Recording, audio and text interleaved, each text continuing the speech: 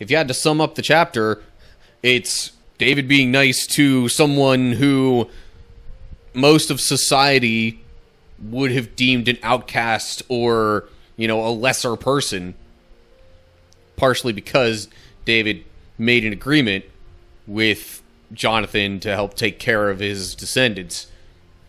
But still, I think similarly, we should be looking to take care of people who society might think are lesser. What's up, cool people? My name's Matt. Welcome back to our Bible study. Alrighty. We are looking at 2 Samuel chapter 9, and so recent events basically have David as king over all of Israel.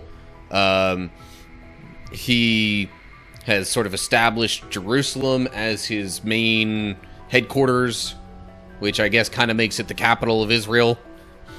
He has even gone so far as to bring the Ark of the Covenant there. And even beyond that, the city has been, building infrastructure. The empire, one might say, of Israel has kind of been expanding a bit as well, as he has had some recent military victories over other people groups in the area. And yeah, that's pretty much where we leave things off right now. Considering the heading of this one, I might as well mention it seems like most of Saul's descendants, Saul was the former king, most of Saul's descendants have died in some way or another. A few of them in battle, some of them potentially by other means. But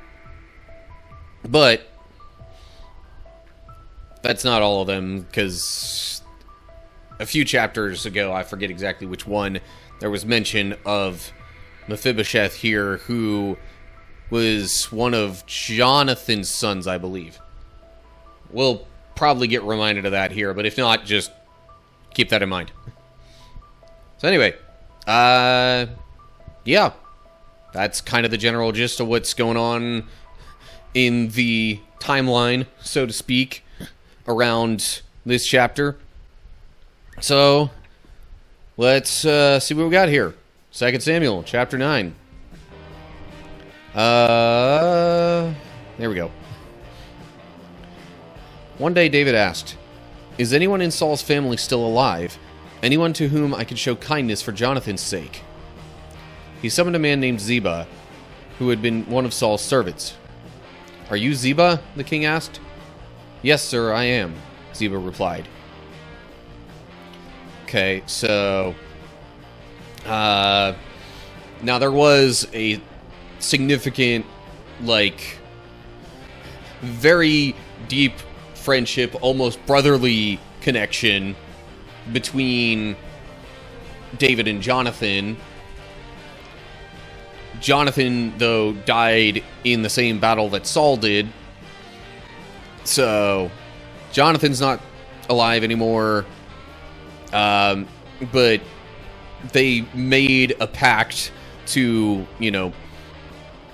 show kindness to each other and each other's, descendants.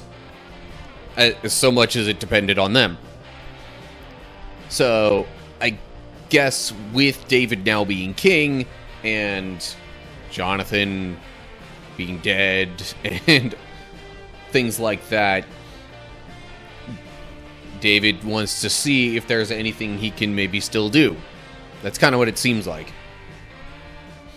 So he gets this man Ziba, who was one of Saul's servants, and is presumably going to talk to him about it. So we get to verse 3 then. The king then asked him, "Is anyone still alive from Saul's family? If so, I want to show God's kindness to them." Ziba replied, "Yes, one of Jonathan's sons is still alive. He is crippled in both feet." "Where is he?" the king asked.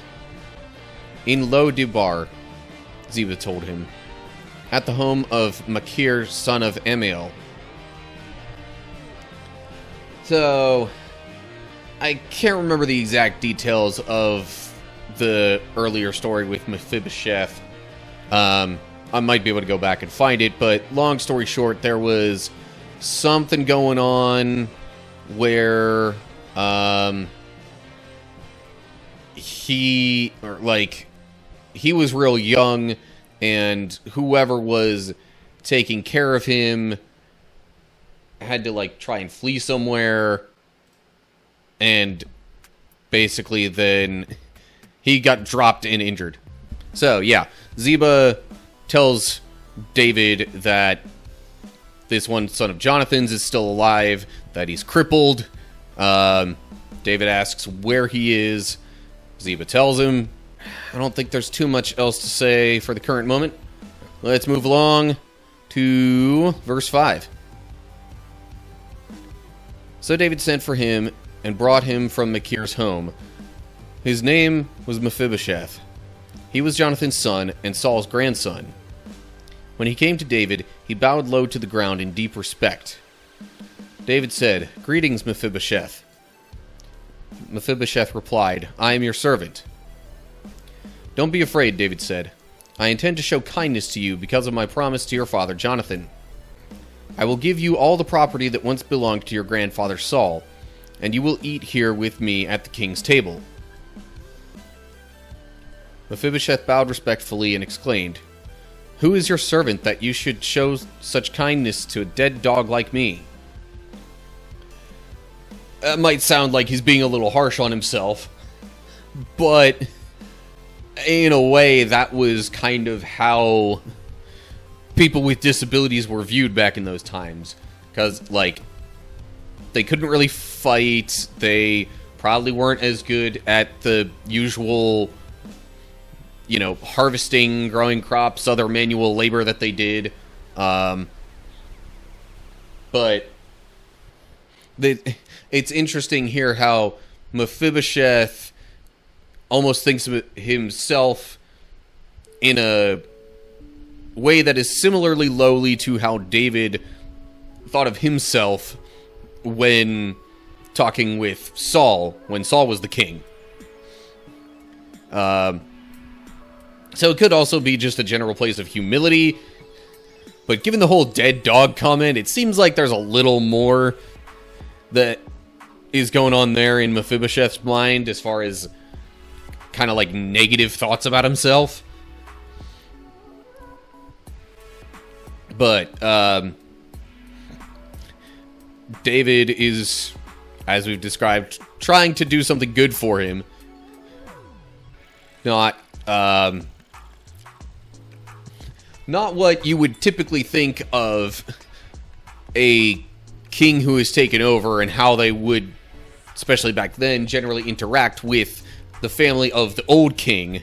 Because normally it was we gotta wipe out any trace of the old king so that people aren't going to, try and show loyalty to them or turn to them if things go bad, or all kinds of stuff like that. It was common, or at least fairly common, to just wipe out the entirety of the prior king's lineage just to reduce the chances of there being troubles and tension as far as who should be king. But that's not David's plan here. Real quick note here. Mephibosheth is another name for Meribel. If I knew enough about Hebrew, maybe I could comment on the meaning of that name. But it's just another way of referring to the same guy. That's all the more that I can confidently say. We will move along now to verse 9. Then the king summoned Saul's servant Ziba and said, "I have given your master's grandson everything that belonged to Saul and his family. You and your sons and servants are to farm the land for him to produce food for your master's household. But Mephibosheth, your master's grandson, will eat here at my table." Ziba had 15 sons and 20 servants. which is a sizable, I mean, it's certainly not a low number of people, low number of people to tend to the field and farm from it and things like that. Do I know of any other people who were disabled in the Bible like Mephibosheth? I'm guessing there are some cases that are more obvious. I mean, in the New Testament, you've got some people who were obviously disabled that Jesus then healed. Like, there was the crippled man who was let down from the ceiling or the roof the one time just to give Jesus, or just to put him in front of Jesus in hopes of Jesus healing him. So there were some people like that. Old Testament, I'm not sure I can recall too many other examples off the top of my head. It's not treated as a disability, but I know back in Judges it mentioned Ehud being left-handed. There are some scholars that believe that might have actually been another way of referring to a certain disability. In either case, whatever was going on with Ehud, he was seen as not as physically capable, not as much of a threat, and that was part of what allowed him to do what he did and save Israel from King Eglon, who was ruling over them at the time. King Eglon being of another people group that just happened to, like, have control over that area. So there are definitely some examples of other disabled people. I'm not going to say there are many, but there are some others in the Bible. Mephibosheth, I think, is the first one that it, like, outright mentions being crippled or really disabled in any major way. Other than, might have been somebody that had some blindness. I don't know. I can't recall off the top of my head. Feel free to look it up. But, to the best of my memory, this is the first instance, definitely, of somebody being outright crippled that is mentioned in the Bible. Not the only time in total, but the first that I can recall. Appreciate the question there. So yeah, and as I said before, disabled people were generally considered to be like lower class and lesser because of their lack of ability to do the things that generally kept most of their society moving. There's a note there at where it says master's household. That's how the Greek version reads. Hebrew says your master's grandson rather than your master's household. Still, but that's who they would be doing the farming for anyway. And I think Ziba specifically said earlier that he is crippled in both his... Yeah, crippled in both feet. So it was specifically like a leg sort of disability. Based on the earlier story that said he was dropped when he was little. My guess is that the way he was dropped probably like broke some bones or tore some things that would have led to him being like crippled, as some people would refer to it these days, where he's like physically unable to walk, or at least to walk very well. Okay. And now we'll move on to verse 11 and wrap up the chapter. Ziba replied, "Yes, my lord the king, I am your servant, and I will do all that you have commanded." And from that time on, Mephibosheth ate regularly at David's table, like one of the king's own sons. Mephibosheth had a young son named Micah? Micah? I don't know. From then on, all the members of Ziba's household were Mephibosheth's servants. And Mephibosheth, who was crippled in both feet, lived in Jerusalem and ate regularly at the king's table. So, in honor of Jonathan and, the agreement that he and David made with each other to take care of each other's families even after they died, David is making sure Mephibosheth is fairly well off.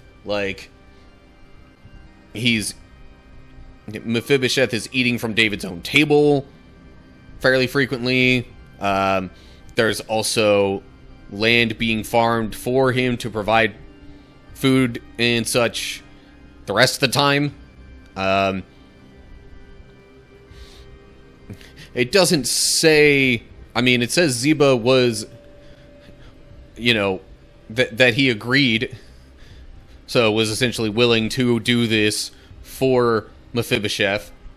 It might have in part been because it was the king's command, but also, he had been a servant of Saul before, so, it also makes sense that his loyalty would continue to, one of Saul's descendants. So, real quick note here, after it mentions David's table, Hebrew reads, my table. Interesting that it would be first person there. Because, it's not... I'm not sure how well known it is who the author of 2 Samuel was. Couldn't have been Samuel himself. He died in 1 Samuel. But, yeah, that's... I almost wonder if the "my" there could be referring to the Lord in some way, referring to God, because in a way, the king being established by the Lord, it was, at least the thought was kind of similar, that, the king's table was also one that was belonging to, I don't know. It's an interesting little note there. In a basic gist, a lot of these notes that mention different versions are just ways of the translator saying, hey, we've done our homework here. We're doing our best to make this make sense. Here's the original, or at least another way that this could be read, just to cover our bases. Because there's multiple different sources that they're pulling from to try and get as reasonable and accurate a translation as they can. But yeah, so Mephibosheth is kind of set up fairly well for life, at least while David is king. And that's really, if you had to sum up the chapter, it's David being nice to someone who most of society would have deemed an outcast or, a lesser person, partially because David made an agreement with Jonathan to help take care of his descendants.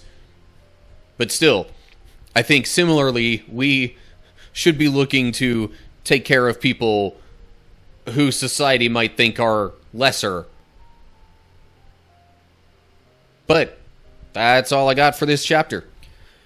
All right, so even, years after, or at least potentially years after, Jonathan had died, and it would have been totally reasonable in most people's eyes to not continue following the agreement that they made. David still is a man of his word and continues to care for Jonathan's family after his death, namely Mephibosheth here, who honestly would have needed a lot of extra help to, actually flourish and thrive in that society. So, yeah, good guy David strikes again. But anyway, as always, like and share if you enjoyed the video, subscribe to the channel, click the bell if you're on YouTube to get updates when I post new videos. If you're seeing this anywhere else, give me a follow or whatever you got to do there. Look down in the description to get info on other social media pages and links to find and follow those. And of course, leave comments down below all that with any thoughts you have. So that's going to do it for now.